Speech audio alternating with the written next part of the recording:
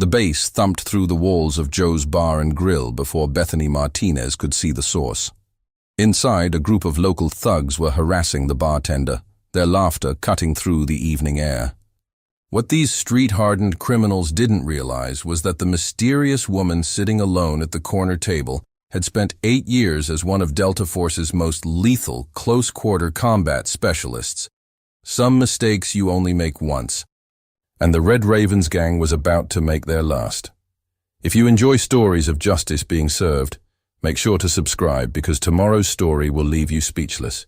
The neon signs of downtown River City cast a crimson glow across rain-slicked streets as Bethany nursed her drink, observing the scene with practiced detachment. At 35, she moved with the fluid grace of someone who had dedicated their life to mastering the art of violence, though nothing in her appearance betrayed her deadly capabilities. Her dark hair was pulled back in a casual ponytail, her civilian clothes carefully chosen to blend into any crowd. The Red Ravens had been growing bolder over the past months, their territory expanding block by block through the city's warehouse district. Tonight, 8 of them occupied the center of the bar, their leather jackets emblazoned with the gang's signature emblem, a blood-red raven clutching a dagger in its talons. Their leader, Marcus Blade Rodriguez, commanded attention with his imposing presence, gold chains glinting against his tattooed neck. Through the bar's grimy windows, Bethany spotted 2 more gang members standing watch outside, their motorcycles, parked strategically for a quick getaway. Her trained eye noted the bulges beneath their jackets, concealed weapons, probably cheap knockoffs handled with more bravado than skill. The Ravens had a reputation for quick violence, but their technique betrayed their lack of formal training. Old Tom, the bartender who'd been serving drinks at Joe's for over 3 decades, kept his movements steady, despite the tension in his shoulders. Bethany had chosen this bar specifically after hearing about the Ravens' increasing pressure on local businesses, protection money they called it, 20% of weekly earnings in exchange for not having their establishments mysteriously burned down. "Another round," Blade's voice carried across the bar as he slammed his empty glass. "Down, and make it the good stuff this time, old man. Seems like business is good enough to afford it." His gang laughed on cue, the sound sharp with underlying menace. Bethany's hand remained relaxed around her glass, but her mind was already mapping angles, calculating distances, marking potential weapons. 3 years of civilian life hadn't dulled the instincts honed through countless classified operations. She could read the situation building like a gathering storm. "Coming right up," old Tom replied, his voice carrying the same calm he'd maintained through 3 decades of serving roughneck dock workers and merchant marines. But Bethany caught the slight tremor in his hands as he reached for the top-shelf whiskey. Through the window's reflection, she tracked 2 more Ravens entering the bar, bringing their total to 10. Their movements suggested amateur coordination, attempts at military-style formation that betrayed more enthusiasm than training. One of them, a tall man with a facial scar who went by Cobra, noticed her sitting alone and nudged his companions. "Well, well," Cobra's voice carried artificial charm as he approached her table. "What's a pretty thing like you doing in a place like this? Kind of dangerous to drink alone." His friends spread out behind him, creating what they thought was an intimidating half-circle. Bethany allowed herself a small smile, one that didn't reach her eyes. During her time with Delta Force, she'd eliminated high-value targets in conditions that would break most hardened soldiers. These street thugs had no idea they were playing with fire. "I like dangerous," she replied, her voice carrying just enough edge to make Cobra pause.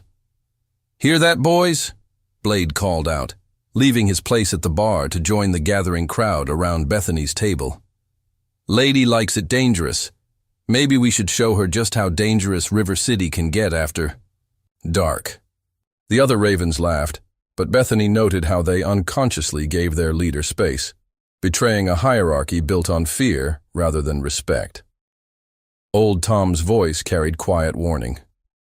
"Miss, maybe you should—" "Shut it, old man," Blade snapped, not taking his eyes off Bethany. The lady and I are having a conversation about business opportunities, always looking for fresh talent in our organization. His smile revealed gold-capped teeth, his hand moving to rest deliberately on the back of her chair. Bethany took another sip of her drink, her movements unhurried. 3 years ago, she'd chosen River City to escape her past, to build a quiet life consulting on private security. But sometimes the past had a way of finding you, of reminding you that some skills couldn't and shouldn't be forgotten. Through the bar's windows, she spotted 2 more ravens pulling up on motorcycles, their headlights cutting through the rain. They were establishing a perimeter, following basic tactical protocols they'd probably learned from watching too many movies. In her mind, she had already mapped out 7 different ways this could end.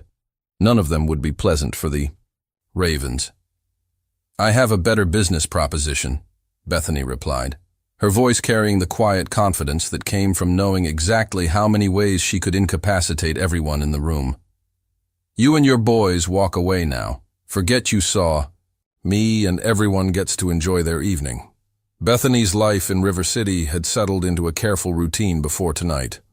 Her private security consulting firm, Shield Solutions, operated from a modest office in the business district, providing threat assessments and training for corporate clients. The cover was perfect, legitimate enough to explain her expertise, discreet enough to avoid unwanted attention from those who might recognize her capabilities. Her apartment overlooked the river, chosen specifically for its clear sight lines and multiple exit routes. Professional habit had her varying her schedule, taking different paths to work, never establishing patterns that could be tracked.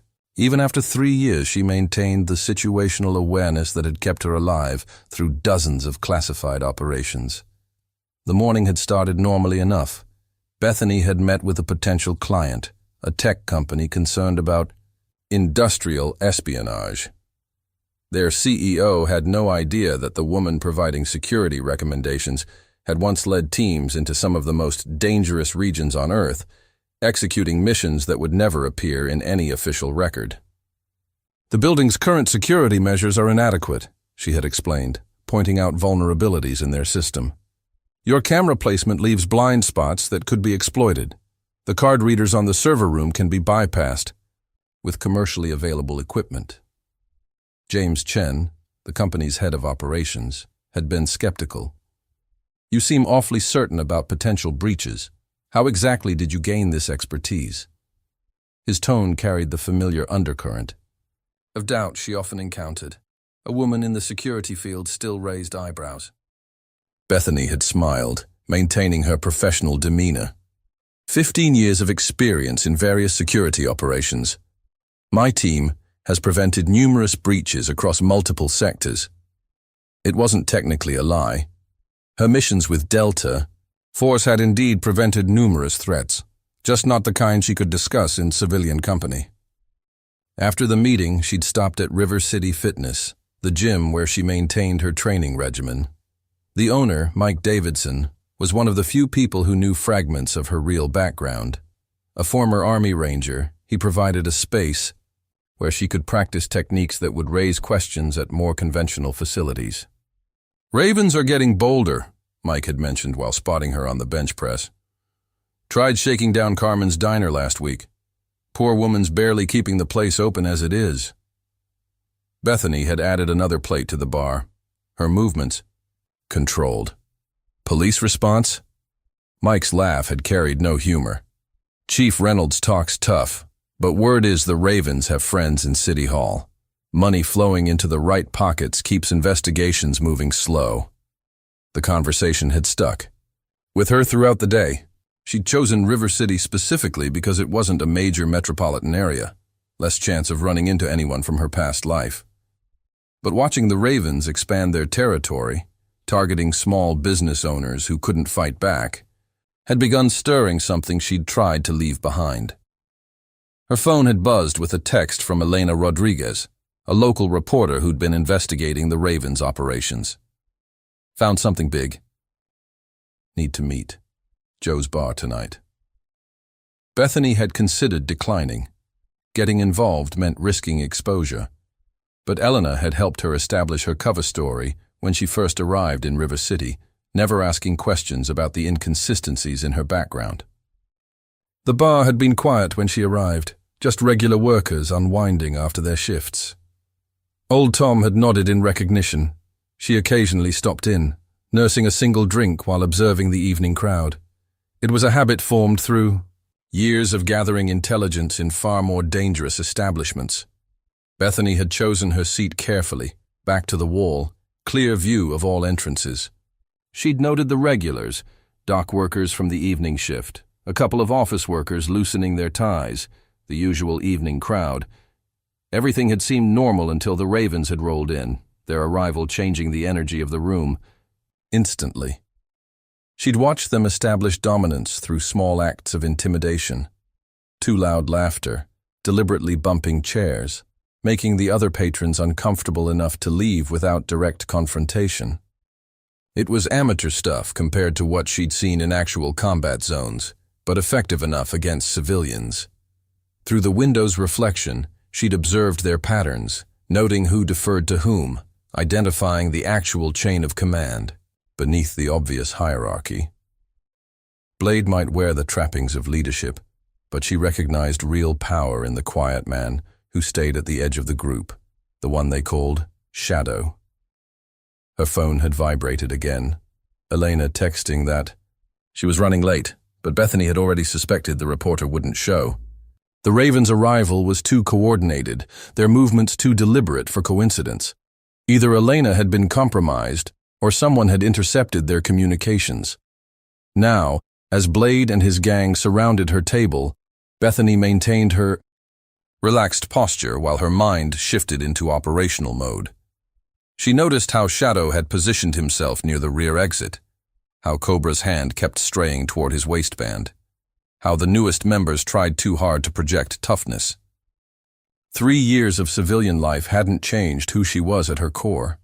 She'd spent 8 years as part of the most elite special operations unit in the military, conducting missions that required perfect execution under impossible conditions. The Ravens thought they had trapped a lone woman in a corner. Instead, they'd stumbled into the killing ground of a predator far deadlier than they could imagine. Blade leaned closer, his breath heavy with expensive whiskey. "You've got a smart mouth for someone in your position. Maybe we need to teach you how things work in River City." His fingers drummed against the back of her chair, a calculated gesture of dominance that made his gold rings catch the neon light.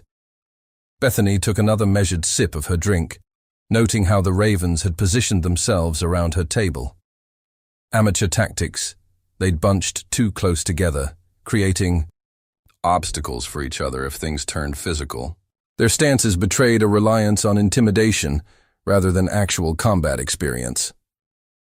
"Last chance," Shadow spoke for the first time, his quiet voice carrying unexpected authority. "Blade likes to play, but I prefer direct business. 20% of your security company's earnings, paid weekly. In return, your clients don't start experiencing unfortunate incidents." Old Tom had edged closer to the phone behind the bar, but one of the Ravens blocked his path with deliberate menace. Through the window's reflection, Bethany spotted 2 more gang members entering, bringing their total to 14. They were getting cocky, showing their full strength without realizing they'd just eliminated any witnesses who might have helped them later. "Tell me," Bethany replied, her voice carrying the same calm she'd maintained during high-stakes operations. "In all your research about my company, did you ever wonder why there are no photos of me online? Why Shield Solutions appeared 3 years ago, with perfect credentials, but no digital footprint?" Something in her tone made Shadow's eyes narrow slightly. Good. At least one of them had enough training to recognize when something felt wrong. But Blade, operating on liquid courage and misplaced confidence, missed the warning signs completely. "Trying to play mysterious?" Blade laughed, reaching for her drink. "Let me show you how we handle." Bethany's movement was precise, economic, born from thousands of hours of close-quarters combat training. Before Blade's hand touched her glass, she'd trapped his wrist against the table edge, applying pressure to specific nerve points that sent shooting pain up his arm. His gold rings clattered against the wood as his fingers spasmed involuntarily. "What the fuck?" Cobra started, reaching for his concealed weapon.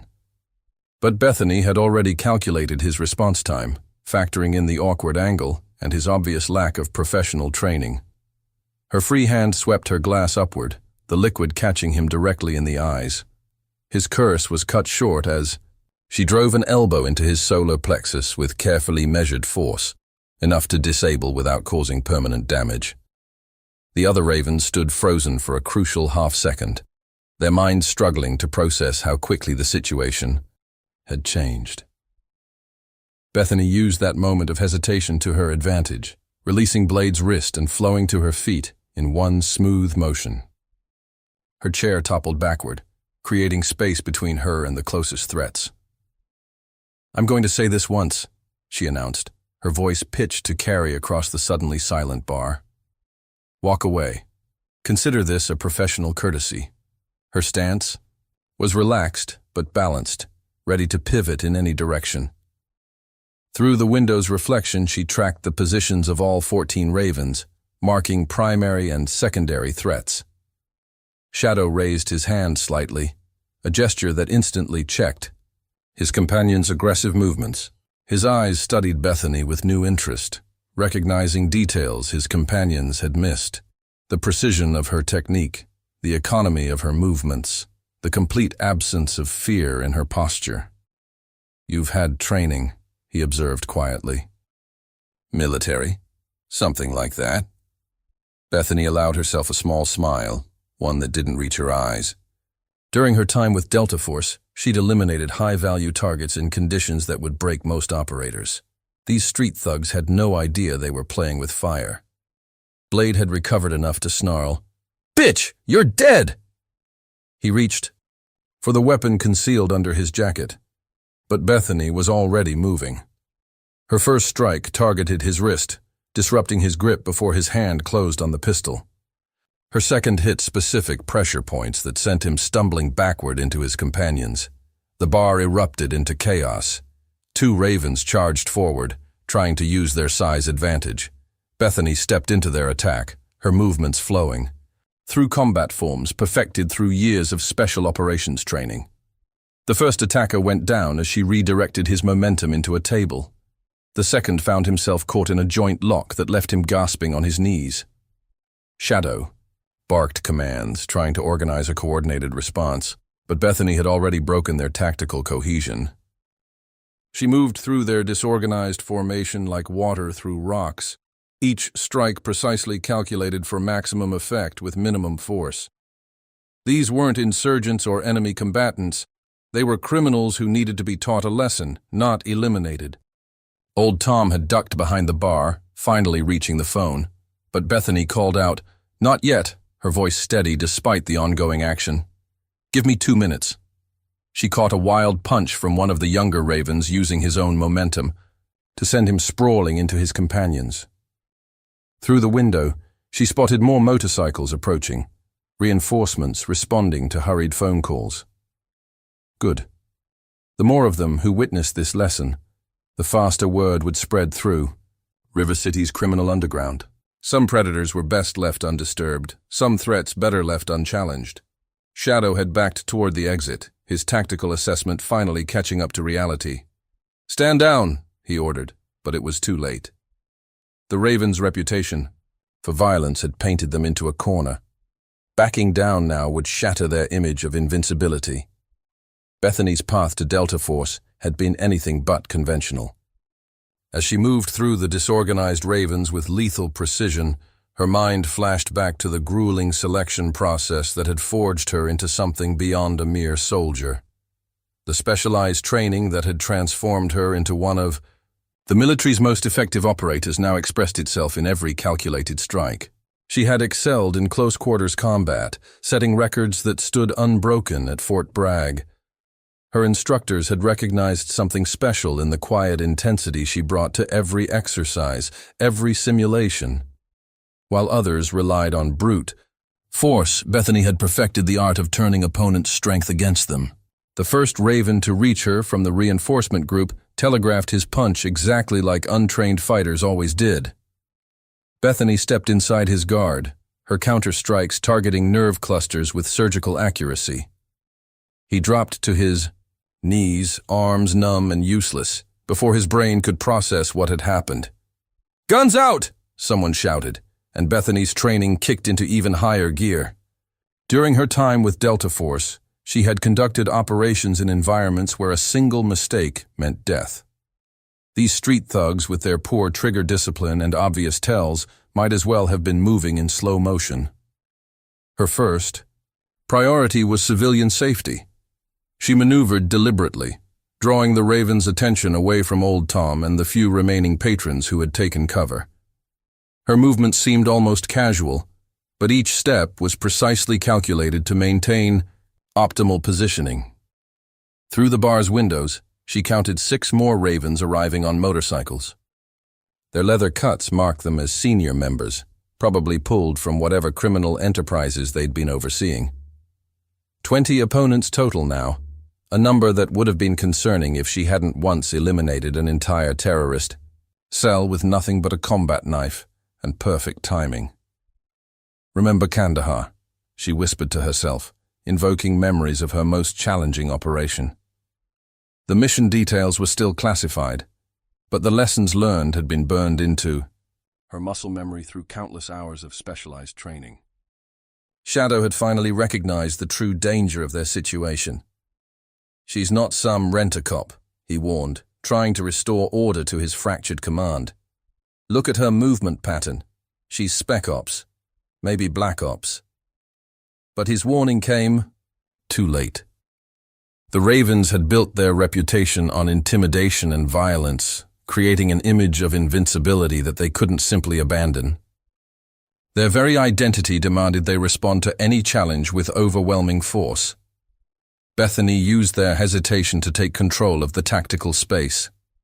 Each movement served multiple purposes, creating distance, maintaining situational awareness, and systematically dismantling the Ravens' numerical advantage.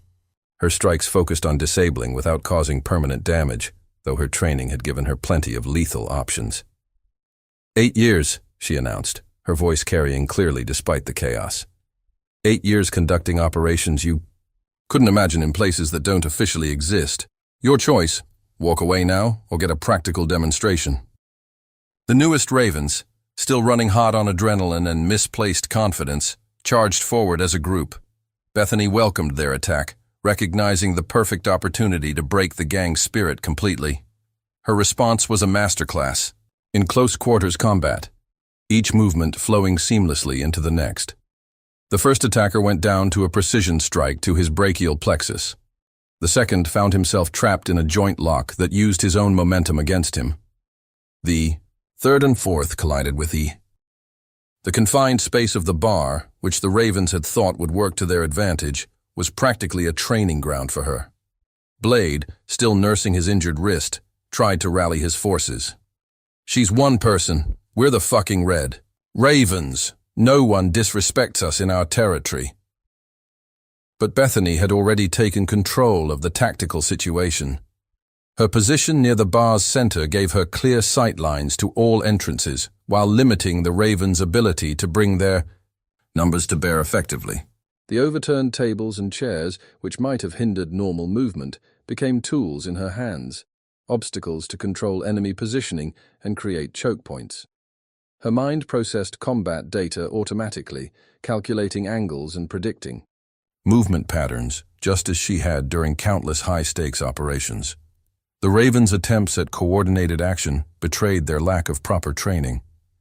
They telegraphed their intentions, failed to maintain proper spacing, and left themselves open to counterattacks that would have embarrassed basic combat instructors.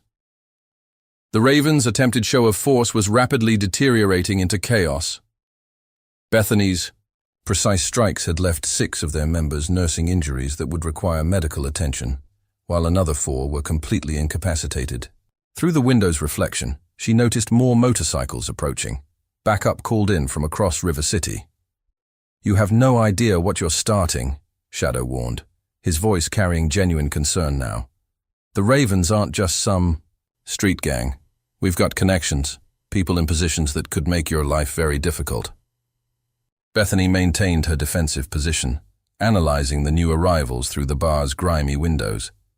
Their movement patterns suggested professional training, private military contractors rather than common thugs. The situation was escalating, beyond simple gang violence. Her phone buzzed in her pocket, Elena Rodriguez finally responding. The message was brief but concerning. Don't trust anyone in City Hall. Ravens are just muscle, something bigger happening. Bethany processed this information while smoothly disarming another gang member who got too close, his cheap pistol clattering across the floor. Found something interesting in my research, Bethany announced, her voice pitched to carry across the bar. Shell companies purchasing property across River City, buildings that mysteriously burned down when owners refused to sell, and all of them connected to a private security firm called Crimson Consulting. Shadow's slight reaction confirmed her suspicions. The Ravens weren't just running protection rackets, they were enforcers for something larger, more organized. Her computer searches had revealed patterns, strategic property acquisitions, political donations, police investigations that went nowhere. Last warning, Blade snarled, though he maintained a safe distance now. You're going to learn why no one crosses the Red Ravens in River City. He gestured to one of his lieutenants, who pulled out a phone and began making calls. Through the bar's security mirrors, Bethany tracked multiple vehicles approaching, black SUVs with tinted windows. Rather than motorcycles, professional operators replacing street muscle. The tactical situation was evolving rapidly, becoming something closer to her past military operations. Old Tom had taken advantage of the lull in violence to evacuate the remaining patrons through the kitchen. Smart man. He recognized the signs of impending escalation.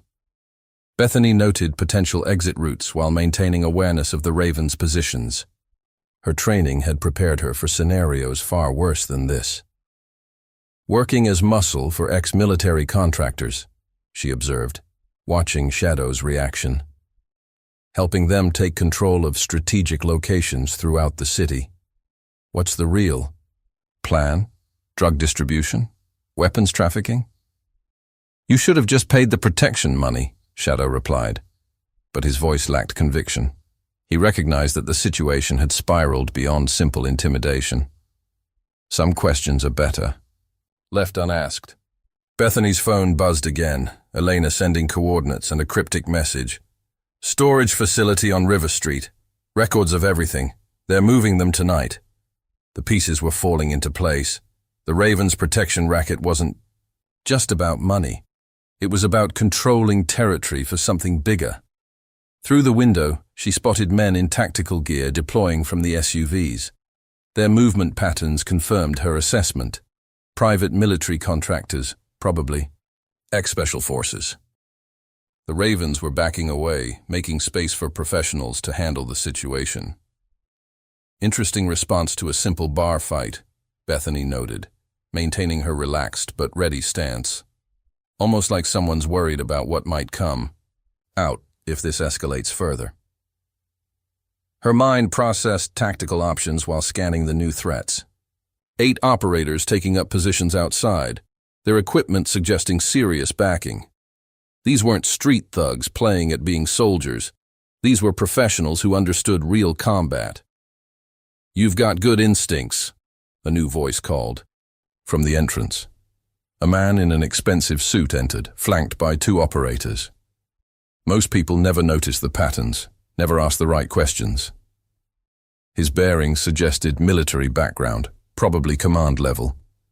Bethany recognized him from her research. James Morrison, CEO of Crimson Consulting.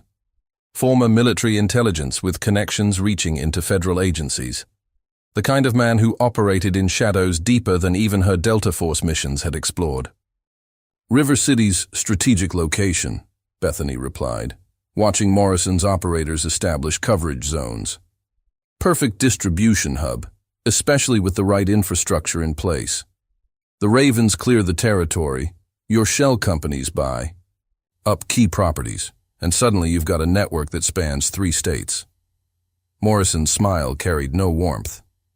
Impressive analysis. We could use someone with your capabilities. Your Delta Force background, your understanding of covert operations. Talents like that shouldn't be wasted on a small-time security consulting firm. But Bethany had already noted the operators moving to cut off her escape routes, their weapons carefully concealed but ready. Morrison wasn't here to recruit. He was here to eliminate a potential threat. The Ravens had unknowingly stumbled onto something much bigger than simple gang violence. Through her tactical feed, she watched more SUVs arriving, establishing a perimeter around Joe's bar. They were professionals doing what she would have done, containing the situation, eliminating witnesses, preparing to make problems disappear. Bethany's mind shifted into full operational mode, analyzing the tactical situation with the precision that had made her legendary in Delta Force. Morrison's operators had established textbook containment positions around the bar, but they'd made one critical error. They assumed they were dealing with a conventional threat. During her military career, Bethany had specialized in turning impossible situations to her advantage. Now, as Morrison's men moved to secure the building, she was already formulating plans. Her phone buzzed again. Elena sending blueprints of the surrounding buildings. The reporter had done her homework. "Impressive setup," Bethany commented, noting how Morrison's operators had positioned themselves to cover all obvious exits. "But you're not the first professional outfit that's tried to corner me. Ask what's left of the Al-Rashid cell in Damascus." Morrison's expression flickered slightly. That operation was still classified, but he clearly recognized the reference. "You're outnumbered, outgunned, and surrounded by trained operators. There's no tactical advantage here." Bethany allowed herself a small smile, one that had often been the last thing high-value targets saw. "That's what makes it interesting." Her hand moved casually to adjust her jacket, a gesture that made several operators tense. They recognized the movement patterns of someone who had spent years in their world. Through the bar's security mirrors, she tracked the deployment of Morrison's forces. 12 operators outside now, equipped with military-grade tactical gear. The Ravens had backed away completely, recognizing that the situation had escalated beyond their level. "The storage facility," Bethany said quietly, watching Morrison's reaction. "That's where you keep the real records, not just property deals and protection rackets, but evidence of everything. The politicians you've bought, the police investigations you've buried, the federal agents on your payroll." Morrison's laugh carried no humor. "Quite an imagination. But in 30 minutes, that facility will be empty, and any evidence you think exists will be ash. The question is whether you'll be around to see it." Bethany had already identified 3 potential escape routes that Morrison's men hadn't considered. Years of special operations had taught her that even the most thorough containment had weaknesses. "If you knew where to look and were willing to take calculated risks." Her phone vibrated with another message from Elena. "Police Chief Reynolds just ordered all units to avoid River Street area. They're clearing the zone for something big." The information confirmed Bethany's assessment. Morrison's operation had deeper roots than simple criminal enterprise. "Your operators are good," Bethany observed, tracking their movements through various reflective surfaces. "Ex-military, probably special forces. But they're used to operating as the apex predators. They've forgotten what it's like to be hunted."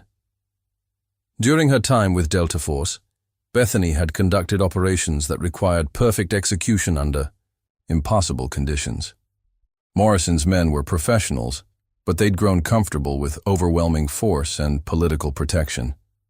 They weren't prepared for someone who specialized in turning those very advantages against them.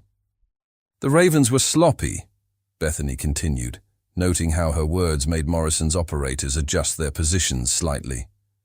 "Protection rackets, property intimidation, amateur stuff that drew attention. But they led me to patterns. Shell companies, connected to other shell companies, all leading back to operations in 3 states. Morrison's smile remained fixed, but his eyes had turned cold.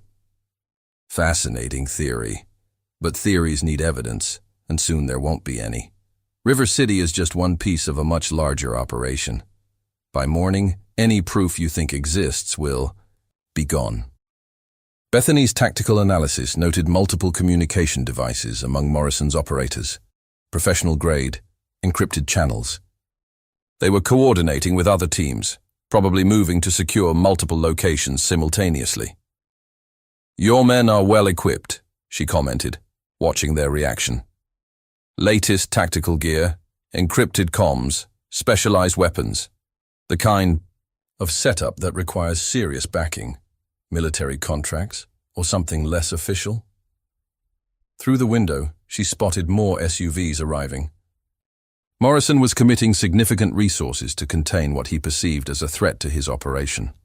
But Bethany had spent years learning how to turn enemy strengths into weaknesses. Her phone buzzed one final time, Elena confirming what Bethany had suspected.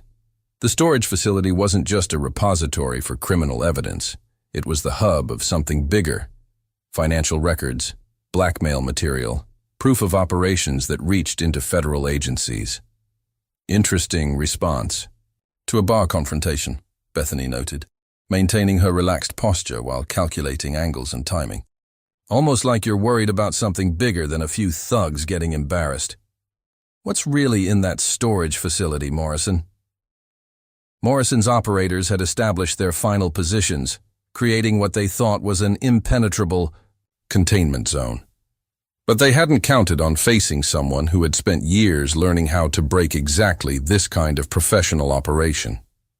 "Last chance," Morrison offered, though his tone suggested the offer was merely a formality. "Your skills could be valuable to our organization, better than dying for nothing in a bar that will mysteriously burn down tonight." But Bethany had already set her plans in motion. Sometimes the best defense wasn't direct confrontation. It was making your enemies realize they'd brought themselves exactly where you wanted them. Bethany's first move caught Morrison's operators completely off guard. As they oriented toward her apparent attempt to reach the back exit, she triggered the emergency fire suppression system.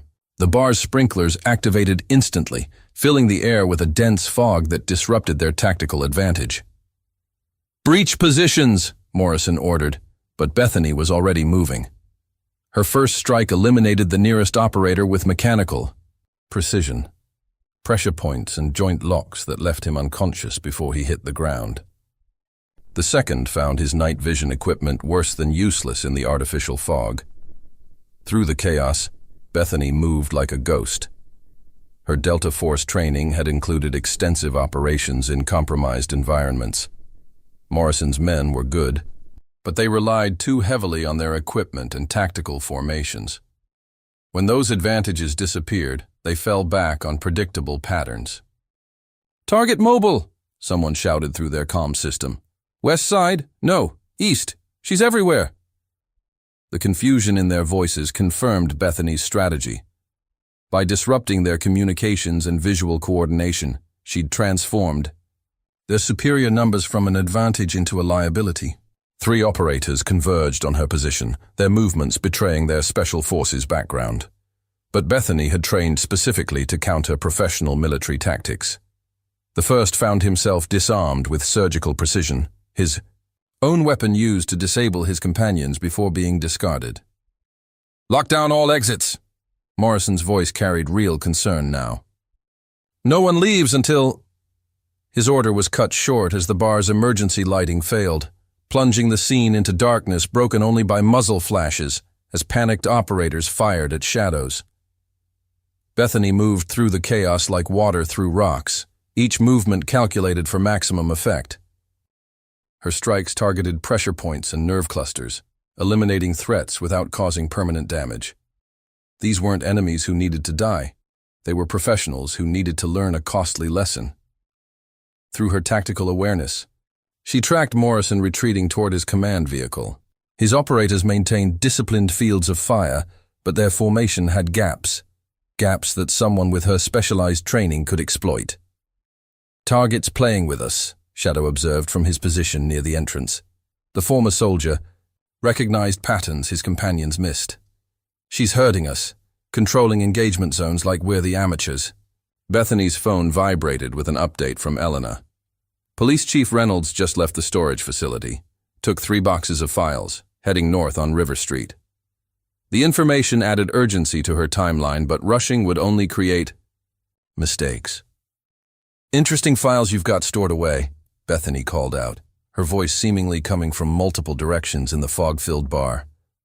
"Not just criminal enterprises, but political leverage, blackmail material on judges, prosecutors, federal agents, the kind of insurance policy that keeps operations like yours running smoothly." Morrison's response was tactical rather than verbal. His operators shifted to counter-infiltration protocols, establishing overlapping fields of fire that would trap any conventional threat. But Bethany had spent years learning how to turn professional operations against themselves. "Facility breach team in position," crackled through their comm system. "Awaiting final authorization for document disposal." The transmission confirmed Bethany's assessment. Morrison was mobilizing his entire organization to contain the situation. Bethany's next series of strikes targeted their communication equipment, precisely placed blows that disabled encrypted radios without harming the operators. Cut off from central coordination, Morrison's professional team began showing cracks in their tactical cohesion. "Your men are good," Bethany observed, neutralizing another operator with textbook efficiency. "But they're used to being the hunters. They've forgotten what it feels like to be prey."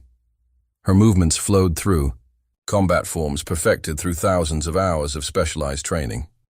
The Ravens, still maintaining their perimeter outside, watched with growing unease as Morrison's professional operators were systematically dismantled. Their reputation for violence suddenly seemed amateur compared to the clinical precision of Bethany's counterstrikes. "Fall back to secondary positions," Morrison ordered, finally recognizing the tactical situation had shifted beyond his control. "Converge on the storage facility. Nothing leaves that building." His remaining operators began executing a fighting retreat, maintaining professional discipline despite their mounting casualties. Bethany allowed them to withdraw, using their movement to mask her own repositioning. During her time with Delta Force, she had specialized in turning enemy strategies into vulnerabilities. Morrison's men were creating exactly the diversion she needed. "You've just made a powerful enemy," Morrison warned, as his operators loaded their unconscious companions into waiting vehicles. "By morning, every criminal organization in 3 states will have your description. Nowhere will be safe." But Bethany's response was delivered through action rather than words.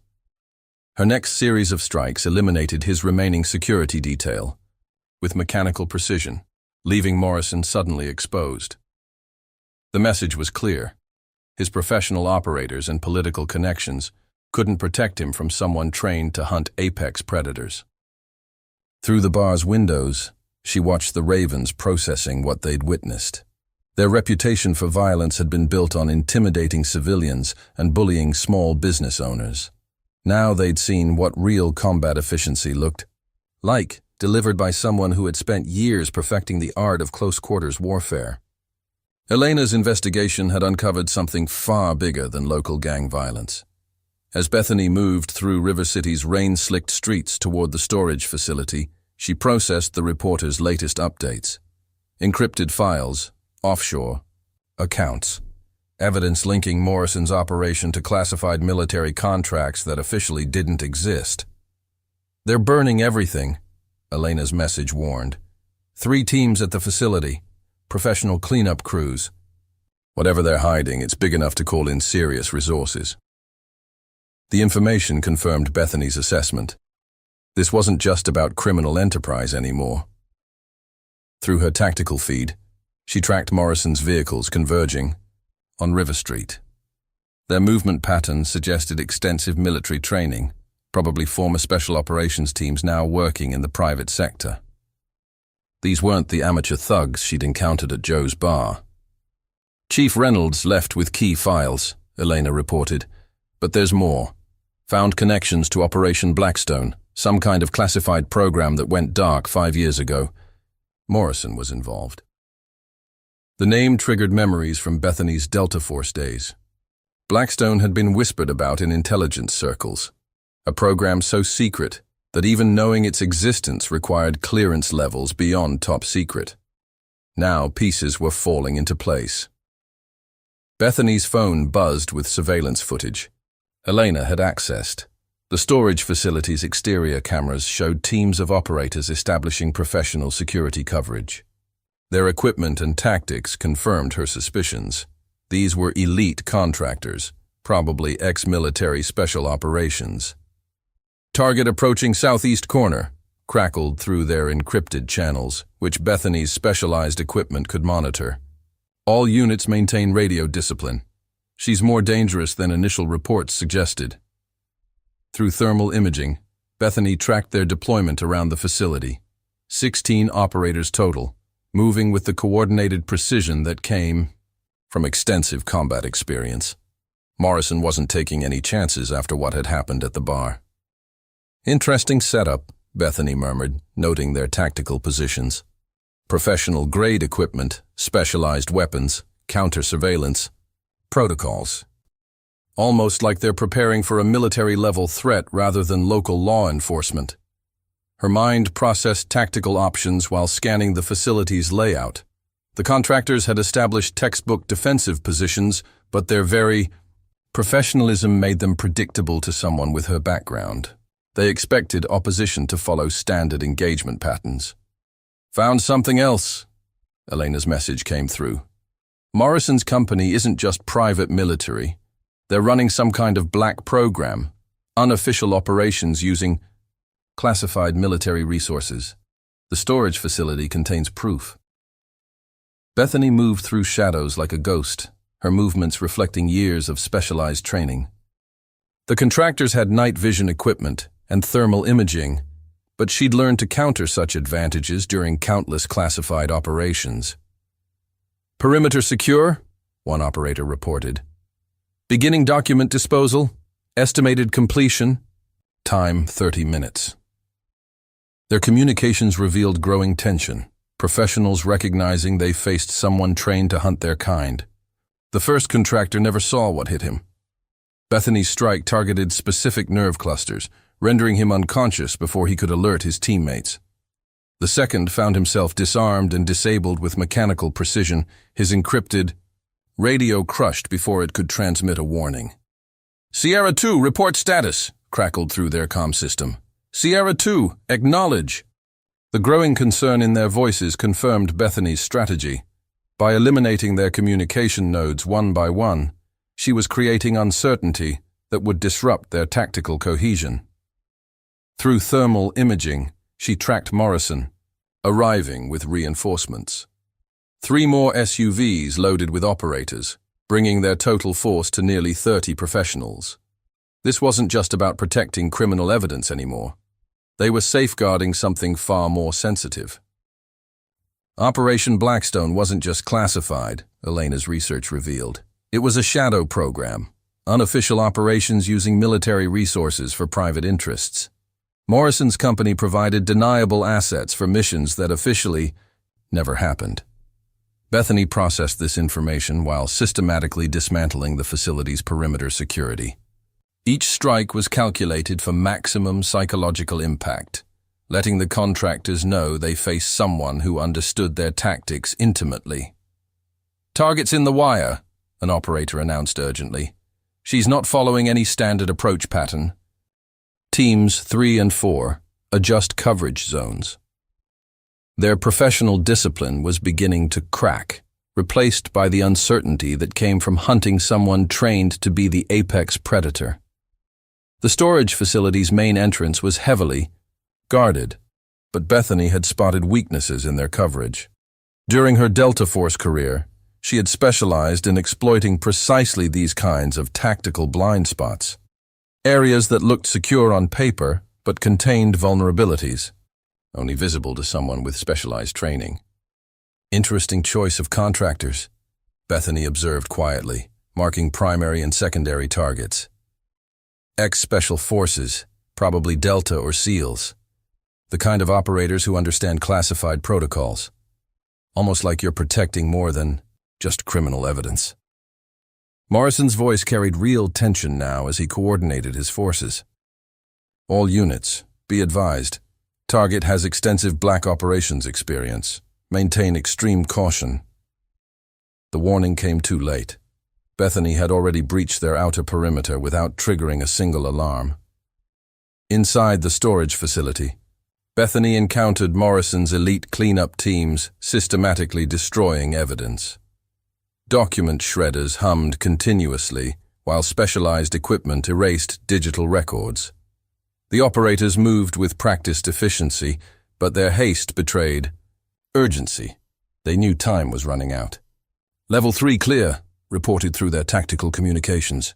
Moving to secure primary objective in Vault 4. The transmission confirmed Elena's intelligence. The facility's lower levels contained something far more sensitive than routine criminal records. Bethany moved like a shadow through the building's maze-like corridors, systematically eliminating security nodes. Each strike was precise, calculated to disable without killing. These weren't enemy combatants who needed to be eliminated. They were professionals who had chosen the wrong employer. Team 2, check in, crackled through their comm system. Team 2, acknowledge. The growing tension in their voices revealed the psychological impact of her approach. Even elite operators became unsettled when their companions disappeared without warning. Through her tactical feed, Bethany tracked multiple teams converging on the facility's lower levels. Their movement patterns suggested they were protecting something specific, something important enough to commit significant resources to its defense. Found the connection, Elena's message came through. Operation Blackstone wasn't just classified missions. They were building something, a private military infrastructure hidden inside civilian companies. Morrison's operation is part of a larger network. Bethany processed this information while disabling another security team. Her strikes targeted pressure points and nerve clusters, leaving operators unconscious before they could alert their companions. The facility's security cameras captured nothing but empty corridors. Targets breached sub-level 2, an operator reported urgently. She's not following any known tactical protocol. It's like she's everywhere and nowhere. Their professional discipline was cracking, replaced by the uncertainty that came from facing someone trained to hunt other hunters. Morrison's voice carried real anger now. Accelerate the timeline. Nothing leaves this facility except ash, especially Vault 4. Those records never see daylight.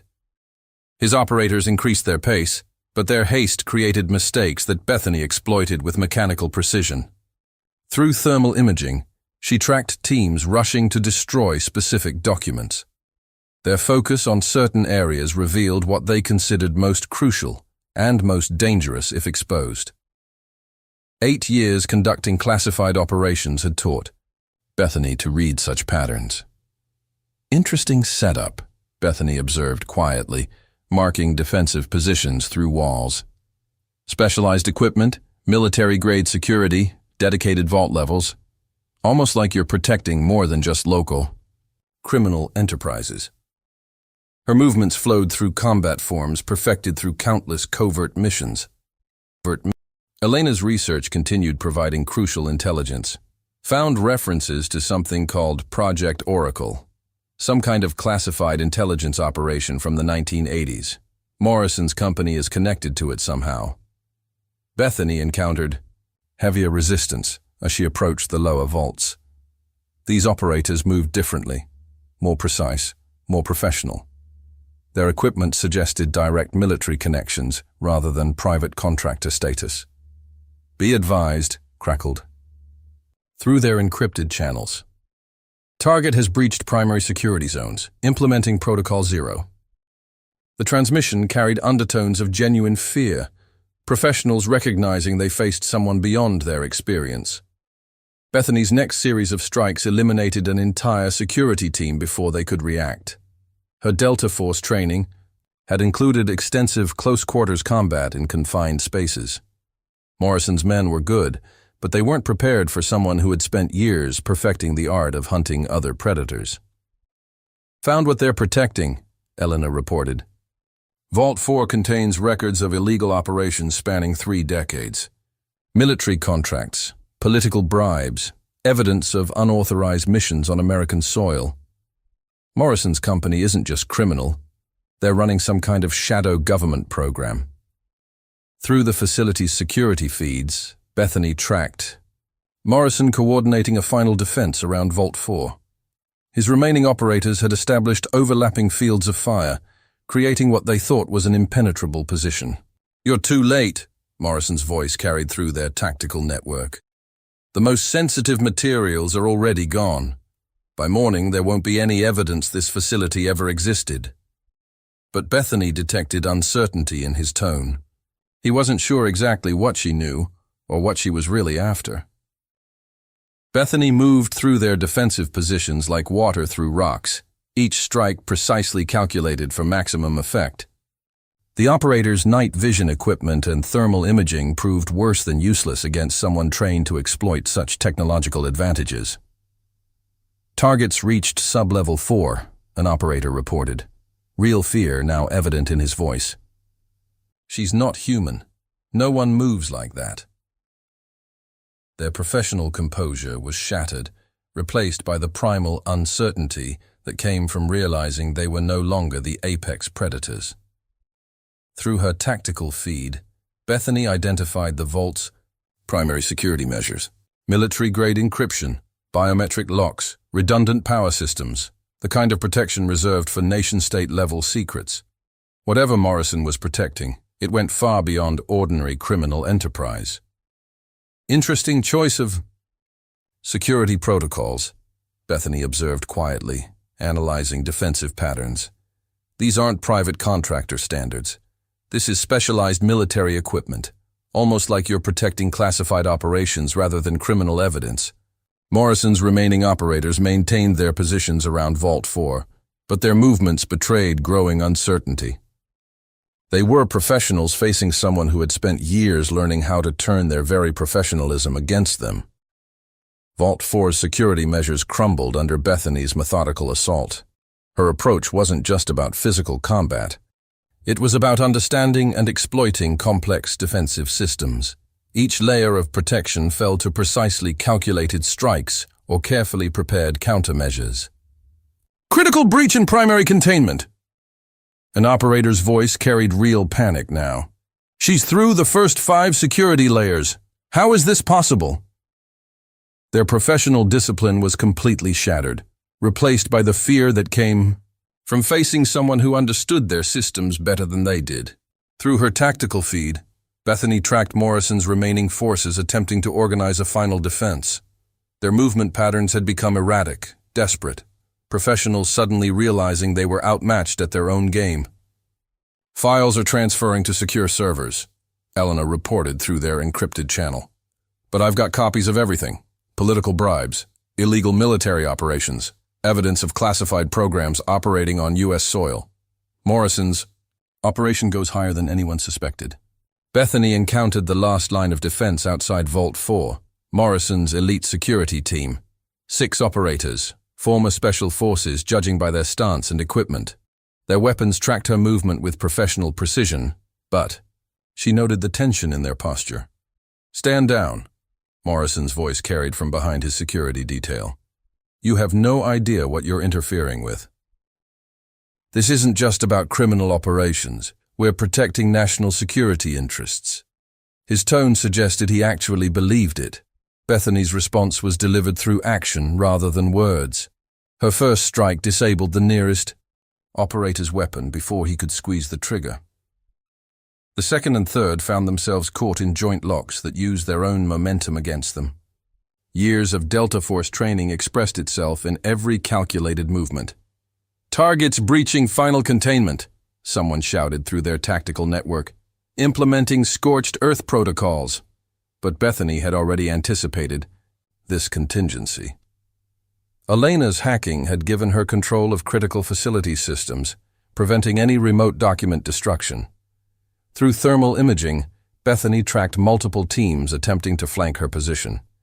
But their very professionalism made them predictable to someone who had spent years studying how elite operators think and move. Fascinating setup, Bethany observed, while systematically dismantling Morrison's security. Military-grade encryption, classified protocols, specialized equipment that shouldn't exist in the private sector. Almost like you're running something bigger than a simple criminal enterprise. Morrison's laugh carried no humor. You think this is about money? About local gang violence? We're maintaining a system that keeps this country secure.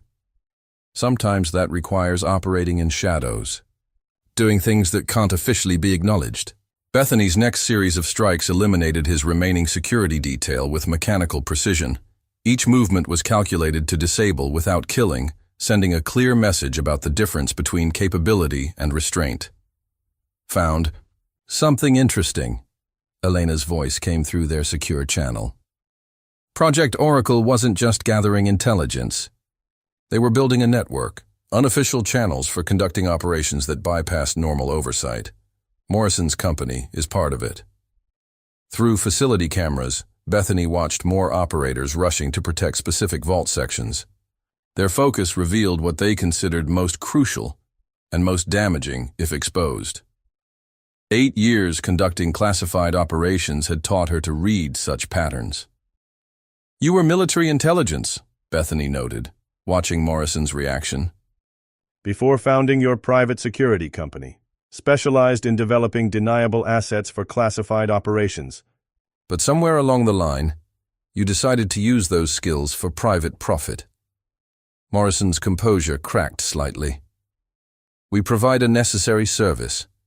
Politicians want results, but don't want to know how they're achieved. We give them deniability, while maintaining American interests. The system works. Bethany's response was another precise series of strikes that eliminated his last defensive position. The system works for people like you. For everyone else, it's just another form of control. Her movements flowed through combat forms, perfected through countless covert missions. Targets reached the primary vault, and operators desperate. Voice carried through their communications. She's not just breaching security, she's copying everything. The fear in their voices confirmed they understood the true stakes. Through her tactical feed, Bethany monitored Elena distributing evidence to secure locations. Financial records, operational details, proof of systematic corruption that reached into the highest levels of government. Morrison's carefully built shadow network was being exposed to light. You've just made some very powerful enemies, Morrison warned as his last security measures failed. People who can make anyone disappear. No official record, no trace, just another missing person case that never gets solved. But Bethany had spent years learning how to hunt exactly that kind of predator. Her final strikes disabled Morrison's remaining guards with surgical precision, leaving him suddenly exposed. The message was clear. His political connections and professional operators couldn't protect him from someone trained to dismantle exactly this kind of operation. Interesting threats, Bethany observed, securing the vault's contents while Elena's programs completed their work. But you forgot something important about shadows, Morrison. They only exist where light doesn't reach. And some truths burn too bright to stay hidden. Morning sunlight streamed through River City's streets.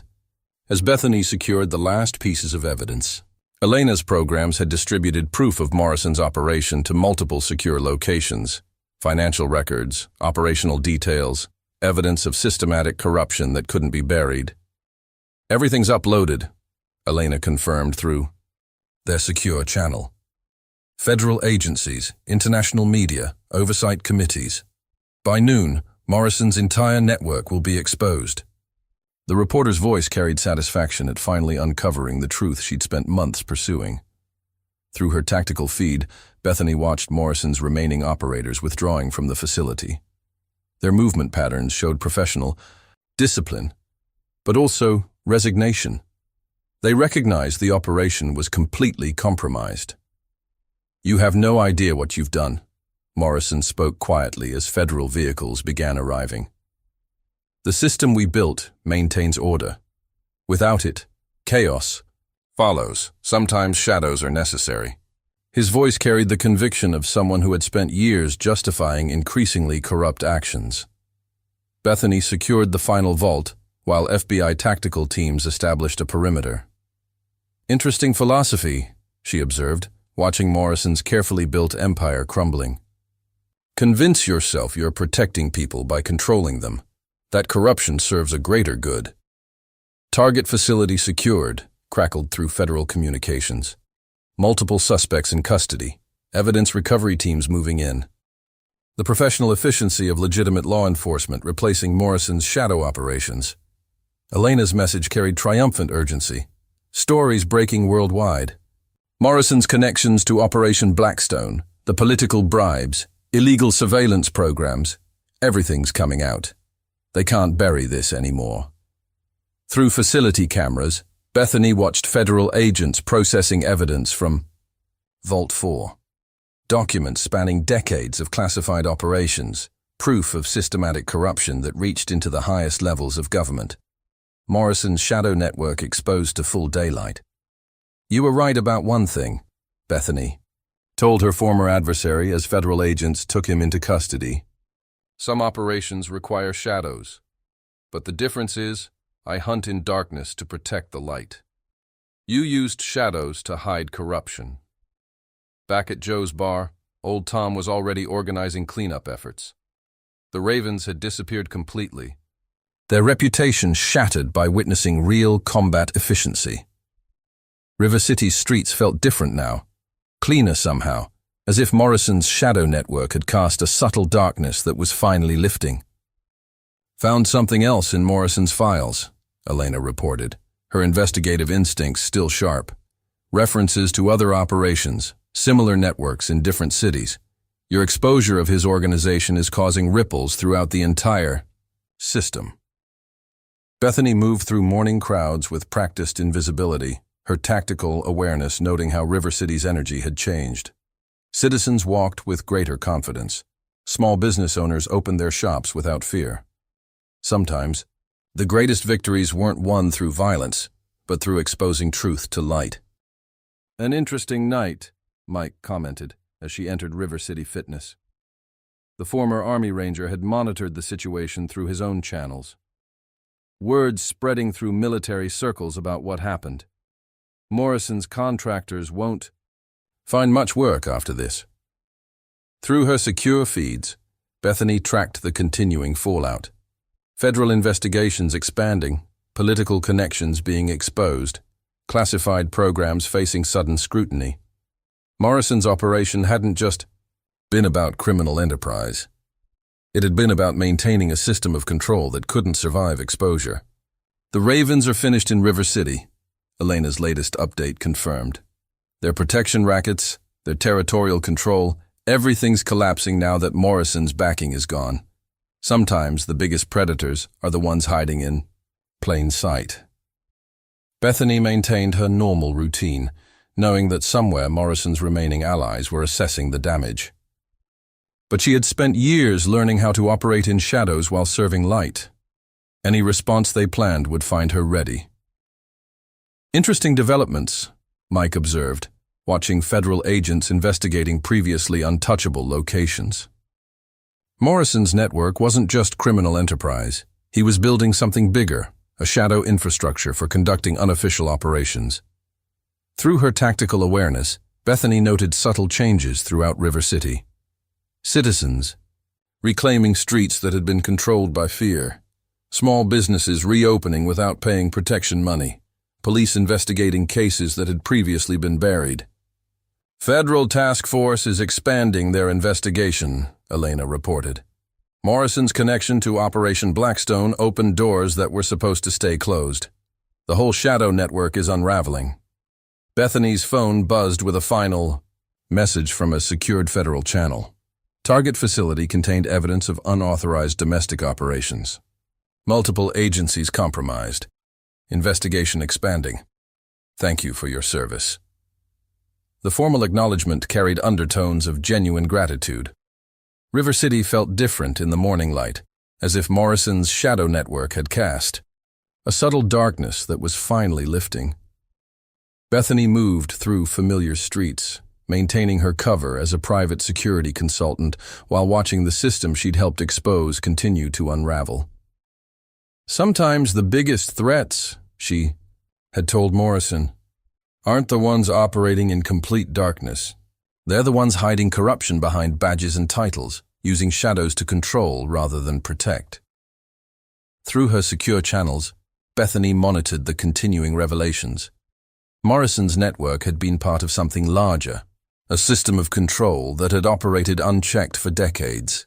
But some shadows couldn't survive when exposed to light, and some truths burned too bright to stay hidden. Because Betheny Martinez hadn't spent 8 years in Delta Force just to learn how to eliminate threats.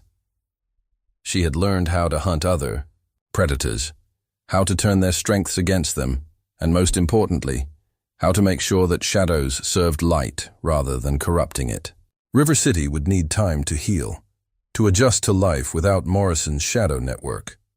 But Bethany would be watching, ready to remind anyone who forgot that some predators protected rather than controlled, and that truth was always stronger than shadows. 3 months after Morrison's operation was exposed, Bethany sat at her usual corner table in Joe's Bar and Grill. The establishment had become a symbol of River City's transformation, a place where citizens gathered without fear of gang intimidation or corrupt oversight. "Business is booming," old Tom commented, placing her usual drink on the table. "Never thought I'd see the day when people felt safe enough to just enjoy themselves again." His voice carried the satisfaction of someone who had witnessed his community reclaim its soul. Through the bar's windows, Bethany watched normal evening activity returning to River City's streets. Small businesses thrived without paying protection. Money, police investigated cases without political interference, and citizens walked without looking over their shoulders. "Found more connections," Elena's message appeared on her secure phone. Morrison's network wasn't unique. Similar operations in other cities, all connected to classified programs that went dark. Your exposure started a chain reaction. Bethany maintained her cover as a private security consultant, but her tactical awareness noted subtle changes throughout River City. The Ravens had disappeared completely, their reputation destroyed by witnessing real combat efficiency. Morrison's contractors had vanished into shadows, their professional credibility shattered. "Federal investigation keeps expanding," Mike reported during their morning training session. Morrison's connection to Operation Blackstone opened doors that were supposed to stay locked. The whole shadow network is coming apart. Through her secure feeds, Bethany tracked the continuing fallout. Political careers ending, corrupt officials facing charges, classified programs exposed to congressional oversight. Morrison's carefully built system of control had crumbled when exposed to light. "Interesting development at City Hall," Elena's latest update revealed. "New oversight committees, transparency initiatives, regular audits of police operations. Sometimes the biggest victories aren't won through force, but through changing how systems work." Bethany's phone buzzed with another message from her federal contacts. Multiple agencies implementing new protocols. Unauthorized domestic operations. Suspended, shadow networks being dismantled. Your actions caused ripples we're still tracking. River City had changed in ways that went beyond simple criminal justice. Citizens had learned they could resist corruption, that systems of control only worked when people accepted them as inevitable. The fear that had allowed Morrison's operation to thrive had been replaced by community strength. "They're still out there," Mike observed during one of their training sessions. "People like Morrison, building networks in shadows, using fear to maintain control. But now people know what to look for, know that they can fight back." Through her tactical awareness, Bethany noted how River City's energy had transformed. The subtle tension that had permeated daily life under Morrison's shadow network had been replaced by something stronger, the confidence of a community that had reclaimed its own power. Federal task force identified similar operations in 3 other cities, Elena reported. Your exposure of Morrison's network gave them a blueprint for dismantling these systems. Sometimes one victory opens the door for many others. Bethany maintained her careful routine, knowing that somewhere other shadow networks were assessing what had happened in River City. But she had spent years learning how to operate in darkness while serving light. Any response they planned would find her ready. Interesting patterns emerging, Mike commented, watching federal investigators continuing their work. Morrison's operation wasn't just about criminal enterprise or political control. He was building infrastructure for something bigger, a way to conduct unauthorized operations without oversight. Through her secure channels, Bethany monitored the ongoing investigations. Morrison's network had been part of something larger, a system of control that had operated unchecked for decades. But some shadows couldn't survive exposure to light, and some truths burned too bright to stay hidden. Local Business Council is implementing new security protocols, Elena's update confirmed. Community watch programs, transparent reporting, systems, direct lines to federal oversight. The tools Morrison used for control are being transformed into protection. Bethany's phone carried a final message from her federal contacts. Shadow networks identified in multiple locations. Investigation continues expanding. Your actions in River City provided the key we needed. Thank you for your service. The formal acknowledgement carried undertones of genuine respect, because Betheny Martinez hadn't just exposed a criminal enterprise or dismantled a corrupt system. She had shown that communities could fight back against shadow networks. That truth was stronger than fear, and that sometimes the most effective way to serve light was to hunt in darkness. River City had been transformed, not just through the elimination of criminal elements, but through the revelation that systems of control only worked when people accepted them as inevitable. Bethany watched normal evening activity returning to Joe's bar, knowing that somewhere other shadow networks were operating. But she would be ready, maintaining her cover while watching for signs of corruption attempting to rebuild. Because some predators protected rather than controlled, and some hunters served light rather than darkness. River City had shown that truth was always stronger than shadows, and Betheny Martinez would make sure it stayed that way. The end of Morrison's operation wasn't just a victory over corruption. It was a blueprint for dismantling similar networks wherever they existed. Bethany had shown that even the most carefully built systems of control could crumble when exposed to light, and that sometimes the most important battles weren't won through force, but through revealing truth that could never be hidden again. 3 years later, Bethany's reputation had taken on an almost mythical quality in certain circles. In special operations communities, the exposure of Morrison's network was studied as a perfect example of how one skilled operator could dismantle an entire system of corruption. In federal agencies, River City became a model for identifying and eliminating shadow networks that operated beyond official oversight. "You started something bigger than you probably intended," Elena told her over coffee at Carmen's Diner, now a thriving local business free from gang intimidation. Other cities are following River City's example, implementing oversight programs, building community resistance to corruption. Through her tactical awareness, Bethany noted how profoundly the city had transformed. The fear that had allowed Morrison's network to thrive had been replaced by something stronger, a community that understood its own power and refused to accept systems of control as inevitable. Interesting developments across state lines, Mike reported during their morning training session. Similar operations being exposed, shadow networks crumbling when communities learn to recognize the signs. You gave people a blueprint for fighting back. Bethany maintained her cover as a private security consultant, but her work had evolved. Shield Solutions now specialized in helping communities identify and resist corruption, turning Morrison's tactics of control into tools for protection. Federal Task Force has identified and dismantled 12 similar operations, Elena's latest update revealed. All connected to classified programs that went dark, all using the same methods Morrison employed. Your exposure of his network showed them exactly what to look for. Through her secure feeds, Bethany tracked the continuing ripple effects. Political reforms, transparent oversight committees, community programs designed to resist corruption. Morrison's shadow network hadn't just been eliminated. It had been replaced by systems designed to prevent similar operations from taking root. The Ravens tried setting up in Pine County last month, Mike mentioned during a sparring session. Didn't last a week. Communities know what to watch for now, know how to resist intimidation. Your victory here changed more than just River City. Bethany's phone carried regular updates from federal contacts. Network disruption continuing across multiple jurisdictions. River City protocols being implemented nationwide. Shadow operations finding it increasingly difficult to establish control. Because Betheny Martinez hadn't just exposed one corrupt operation, she had revealed the fundamental weakness of systems built on fear and control.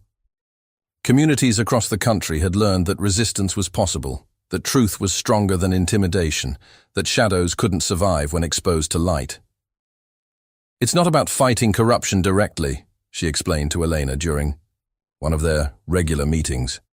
It's about teaching communities to recognize it, resist it, and expose it. Sometimes the most effective weapon against darkness is simply refusing to accept it as inevitable. Through her tactical awareness, Bethany noted subtle changes spreading far beyond River City's boundaries. Other communities implementing similar reforms, federal agencies developing new oversight protocols, shadow networks finding it increasingly difficult to operate unchallenged. Morrison's operation wasn't unique, Elena's research had confirmed. Similar networks existed in dozens of cities, all using the same methods of control. But once people learned to recognize the patterns, these systems became vulnerable to exposure. Bethany maintained her careful routine, knowing that somewhere other shadow networks were still operating. But she had spent years learning how to hunt corrupt predators, how to turn their strengths against them, how to make sure that truth always burned brighter than darkness. You changed more than just one city, Mike observed during their training. You showed people that resistance was possible, that systems of control only work when people accept them as normal. That's a legacy that will outlast any single victory. Because Betheny Martinez hadn't just eliminated a criminal enterprise or exposed a corrupt network. She had demonstrated that communities could fight back against shadow operations, that truth was stronger than fear, and that sometimes the most important battles were won not through force, but through teaching others how to recognize and resist corruption. River City had become a symbol of transformation, proving that even the most carefully built systems of control could crumble when exposed to light. And somewhere, in other cities where shadows still held sway, Bethany knew that change was coming. Because some hunters protected rather than controlled, some predators served light rather than darkness, and some truths burned too bright to stay hidden forever. The ripples of her victory continued spreading, transforming communities far beyond River City's boundaries. Betheny Martinez had shown that one person could change an entire system, but more importantly, she had taught others how to continue that fight. Because in the end, the strongest weapon against corruption wasn't violence or force. It was the simple, unshakable power of truth exposed to light.